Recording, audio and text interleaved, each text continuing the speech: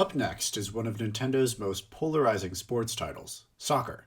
Not polarizing in terms of gameplay, but rather by the literal name that the sport was given.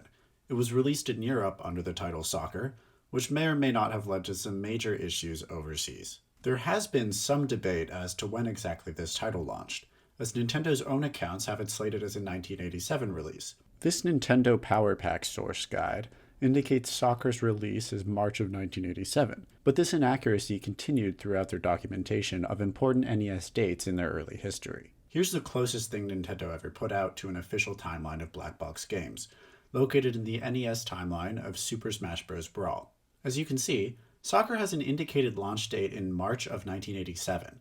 However, we know this to be false. Firstly, there are several pieces of print media from the test market launch in 1985 that mention Soccer. It is unlikely that these were false reports, as there is also tangible evidence that the game was released in '85.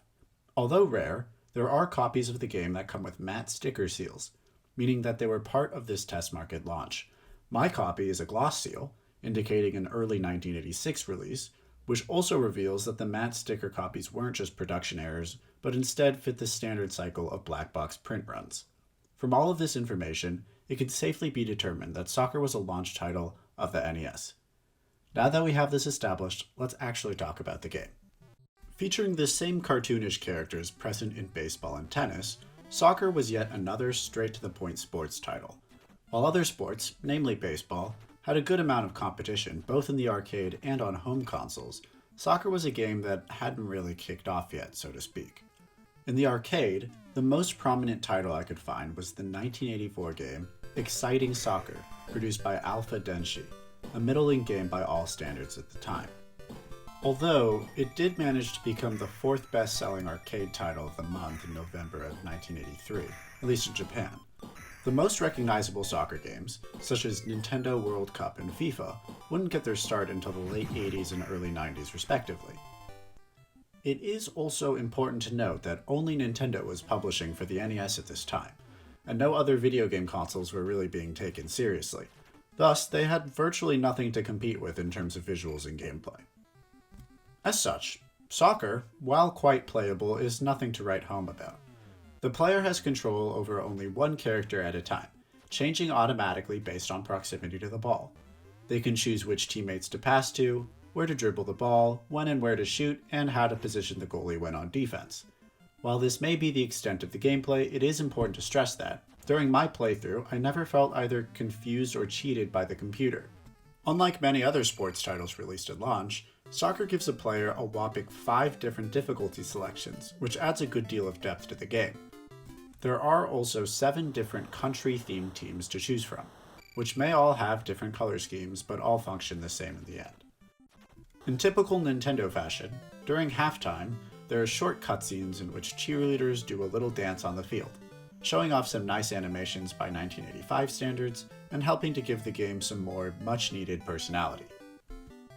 Soccer was developed by Intelligent Systems, the studio that would go on to create the Fire Emblem and Advance War franchises, as well as several other black box titles, some of questionable quality, that you'll see later. There really are no major issues with the game. It works well, it's cute, and it gives the player plenty of customizability. It's a nice little experience that gave fans of soccer a worthwhile simulation to enjoy, at least for the time being. That's about all there is to say about the gameplay of this title, but what about its impact? While it certainly expanded upon the graphics of previous games, it was quickly overshadowed, even just 2 years after its release, by games put out on both the Sega Master System and the Atari 7800. Despite the fact that World Soccer looked and performed significantly better than the Nintendo version of the sport, the NES was the king of the video game industry at the time, and so it didn't receive a ton of attention. However, as Nintendo allowed for more third-party publications on their system, it very quickly became outclassed. This isn't to disparage its role as a launch title. The soccer niche had yet to be filled when the NES came out. As one reviewer in 1986 put it, at first glance, Nintendo Soccer doesn't look that good. However, it's graced with oodles of playability, and even though the game is a little on the slow side, there's plenty of scope.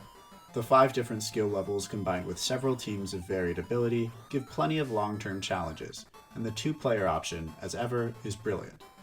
Nintendo would go on to release multiple soccer-themed sports titles, starting with Super Soccer for the SNES, a much-needed improvement to the black box title. In 2005, soccer would see a Mario-themed revival with the release of Mario Strikers on the GameCube, an incredibly fun and pretty hectic take on the game.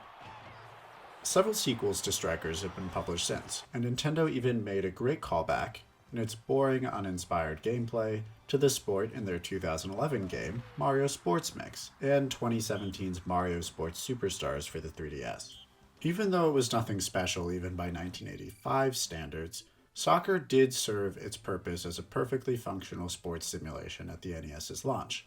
It may be a forgettable title today, but it certainly holds up better than many of the other games on this list. I'd still recommend you try the game, at least just for the kicks.